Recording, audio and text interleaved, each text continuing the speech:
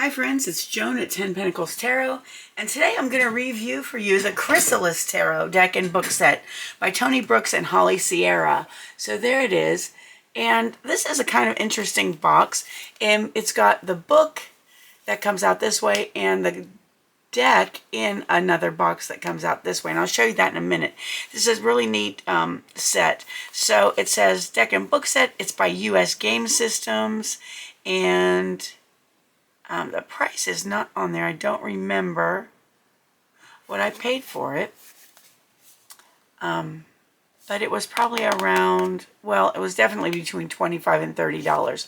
So this is the spine, the other end, and the other side. It says, this complete set includes the award-winning Chrysalis Tarot deck, a custom spreadsheet, and the eagerly anticipated companion book.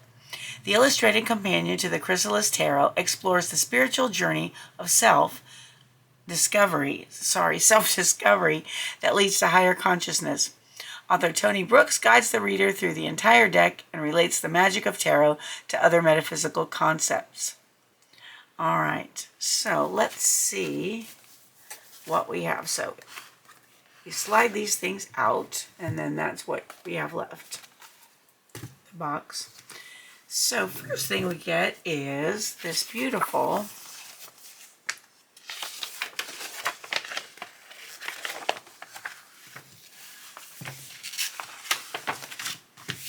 can you see it? This beautiful spreadsheet or spread, well, kind of a spreadsheet, but not exactly. And it is a, yeah, it's a spreadsheet, I guess you would say, because it's a spread and it's on a sheet. So here we go. This is the Chrysalis Fairy Ring Spread. It says, fairies and spirit beings communicate with us via creative imagination, intuition, dreams, and synchronicity. This Chrysalis spread invites this form of subtle energy from the other world to bring their help and guidance into your life. And then it has instructions. All right, so very nice. And it tells you Chrysalis Fairy energy cards down here at the bottom. All right, so that's one really nice thing it has. I'll have to try that. And then let's take a look at the guidebook.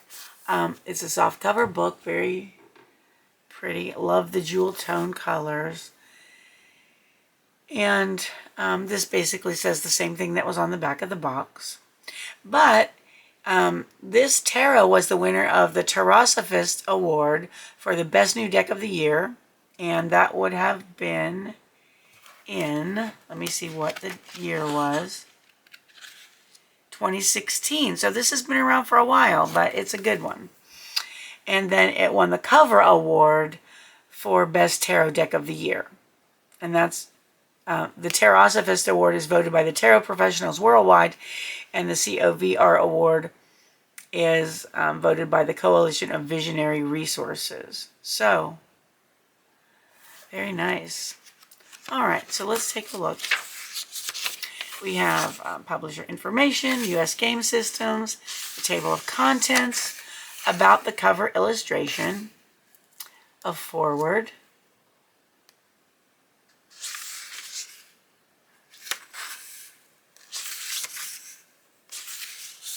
introduction,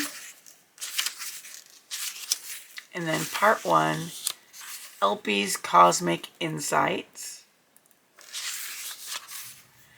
LP's Energy Signature, the Dead Universe Worldview, the Living Universe Worldview, the Cosmic Woman, Papa Legba's Unseen Travels, the Collective Unconscious, a Cosmic Tour with Papa Legba, Gaia, Cosmic Consciousness and Why It's Vital, and Experiential Spirituality.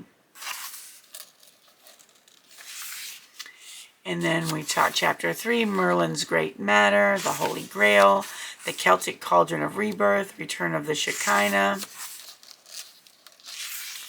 and, oh, that's my, that was my bookmarker. Chapter 4, the Storyteller's Vision Quest, Shamanism, Energy and the Archetypes, Magic is Real. Chapter 5, Morgan's Cauldron of Rebirth. Tarot and Magic, Synchronicity, Going with the Flow. And then part 2, we look at the card meanings. There's a section about the major arcana cards. It talks about reversals. And for each card, major arcana card, we have the name of the, or the number of the card and the name. So the Fool is Merlin. And then we, it talks about that, the card. It talks about Merlin and the meanings of the cards. Now, I don't see a reversed meaning, but we will do a one card reading at the end and see exactly how this is written. Okay, then card 1 is the Raven. So we have a lot of different names for the cards. The Lovers is the same. So we'll take a look at them in a minute. All right, and then we have the minor arcana cards. And we have the spirals. Spirals are the energy and spirit of which is fire. That spirals would be wands. Mirrors would be cups. They represent feelings and emotions, or the water's element. Scrolls would be swords, representing the intellect and intuition, which is the air element. And then stones would represent the material world, or earth, which would be like pentacles. So we start with the Ace of Stones, the Two of Stones. And for each minor arcana card, we have a black and white picture of the card. It talks about the card and the meaning. And again, I don't see where it is specifically a reversed meaning. So we will do a reading at the end and see. Okay, so that goes through all of the minor arcana that way. And at the end, there is, it talks about the Chrysalis Fairy Ring Spread, which is the spreadsheet that they gave you. And then acknowledgements and about the authors, Toney Brooks and Holly Sierra. There's pictures of them if you'd like to see. So Toney Brooks is a metaphysician and former broadcast executive. And Holly Sierra is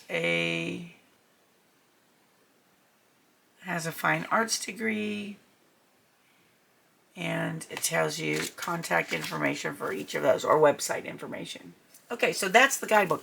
There's a lot of stuff at the beginning. Part 1 is really full of information there. All right, excuse me while I get a drink of water. I've got a frankincense candle burning, and I think it's getting my allergies a little bit. I can take some candles and some not so much. All right, so this is the box. It looks like that. A delightful troupe of medieval messengers join mythological and otherworld characters to whisk you away on a spiritual adventure. With exquisite artwork, Chrysalis Tarot opens up your psyche and illuminates your path toward personal destiny. There's the healer. And there we go. All right. Apparently, U.S. Game Systems doesn't put their price on the book. Now, here's a little bonus I noticed. Okay, so it's just a regular one-piece box. And with this, and that's what the back of the cards looks like. Isn't that beautiful? So this is reversible. This is thin to medium weight cardstock. There's a card about Holly Sierra and about Toney Brooks. We also have I call this a title page, a title card. And then we have, and then it gives you a little white book. So apparently before this deluxe edition, or the deck and book set, it came in this box. And so you get the typical little white book. And again, it gives all the meanings of the cards. Let's see, out of curiosity, does this do? And no, this one does not have reverse meanings either. All right, there we go. So that's that. So you get 2 guidebooks, actually. Two guidebooks for the price of 1. Excuse me, I have got to blow out this candle because I think it's really bothering me. Sorry, frankincense, love ya, but can't breathe ya. All right, one more water drink.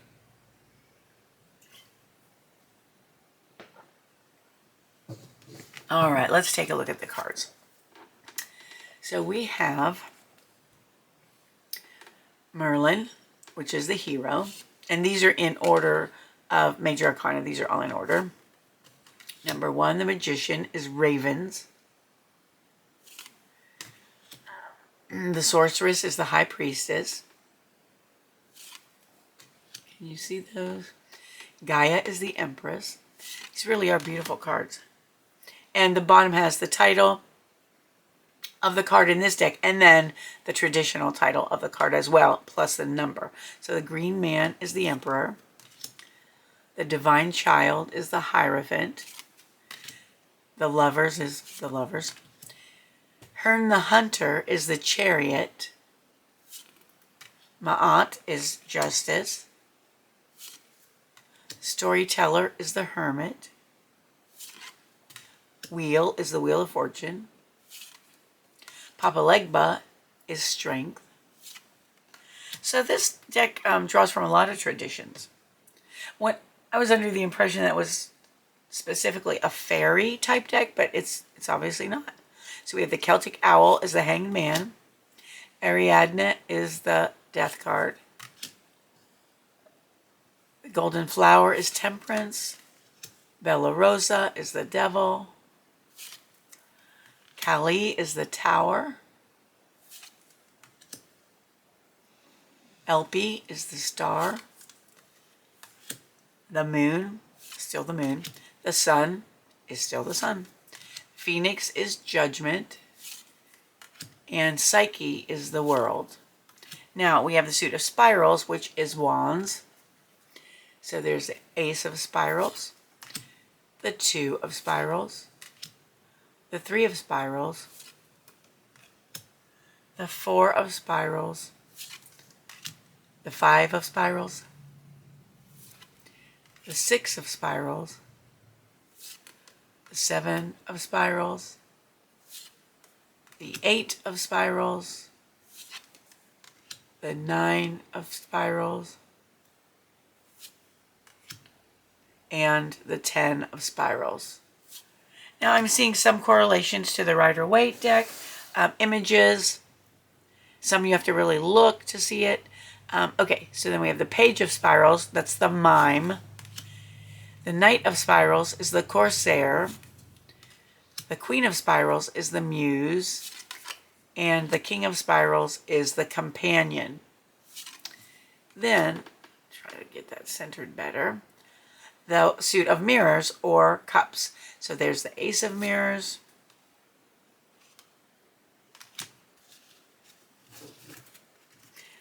The 2 of Mirrors. The 3 of Mirrors. The 4 of Mirrors. The 5 of Mirrors. The 6 of Mirrors. The 7 of Mirrors. The 8 of Mirrors. The 9 of Mirrors. The 10 of Mirrors. The Page of Mirrors, which is the Healer. The Knight of Mirrors is the Dreamer. The Queen of Mirrors is the Watcher. And the King of Mirrors is the Sojourner. Then we come to the suit of Scrolls or Swords. So the Ace of Scrolls, the 2 of Scrolls, the 3 of Scrolls.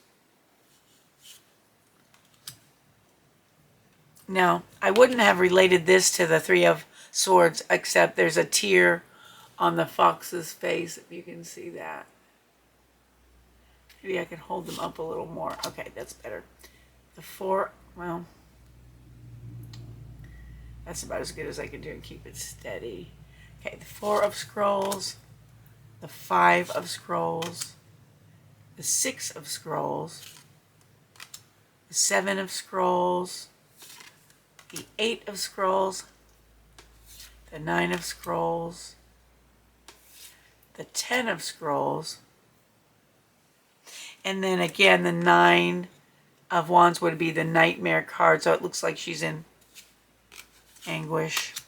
The 10 of Scrolls, the Page of Scrolls is the Pilgrim, the Knight of Scrolls is the Visionary, the Queen of Scrolls is the Weaver, and the King of Scrolls is the Poet.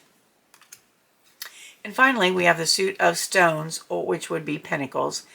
We have the Ace of Stones, the 2 of Stones, the 3 of Stones, the 4 of Stones, the 5 of Stones, the 6 of Stones, the 7 of Stones, the 8 of Stones, the 9 of Stones, the 10 of Stones, the Page of Stones, which is the Acrobat, the Knight of Stones, the Illusionist, the Queen of Stones, the Artiste, and the King of Stones, the Minstrel. All right, so that is the deck. And let's see how it shuffles.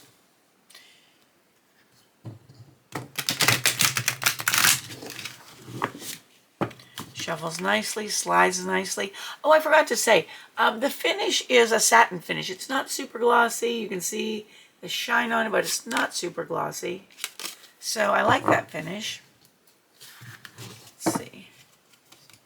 There's no sticking together of the cards. All right, so let's do a quick reading to see what the Spirit has to say to us tonight. Spirit, what do you want our viewer to know tonight? What do you want our viewer to know or to think about tonight? So there's 2 that came out. Who am I to argue with Spirit? Let's see. Set it up a little. So we have, that package is gorgeous, isn't it? We have the 4 of Spirals and the 3 of Spirals. So let's look at the 4 of Spirals. And that's not going to work. Let me put them up this way. All right, that works a little bit. And here's what the 4 of Spirals looks like, which would be the 4 of Wands. And I'll tell you what we'll do. We'll read 1 from each of the guidebooks. How about that? All right, so let's look up the 4 of Spirals in the book. This is in the big book. It says, this little cottage in the deep dark woods is probably my favorite painting in the Chrysalis deck. Okay, so this is a note from the artist. There are many beautiful cards, but this one always seems so satisfying. The 4 fiddlehead ferns seem a perfect fit for our spiral display. I must confess, when I was researching this piece, I felt as if I were house hunting for a future life in a fairy tale.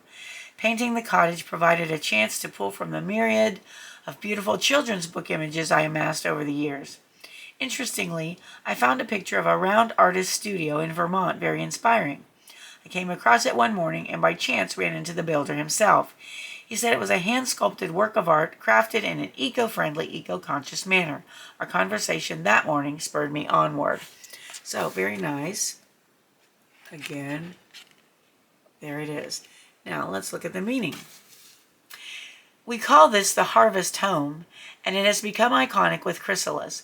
At Holly's suggestion, the Harvest Home is the cover art on the little white booklet that accompanies every Chrysalis deck. And there it is. But this tableau is iconic for other reasons as well. Reasons that encompass making room for the new energies and fresh ideas. There's a broom near the front stoop that's perfect for sweeping out the old ideas. When paradigms shift and worldviews change, the adjustments bring about the difficult process of clearing. Clearing energy is one of the subtle energies of the 4 of Spirals Clearing energy is one of the subtle energies the Four of Spirals symbolizes in a reading.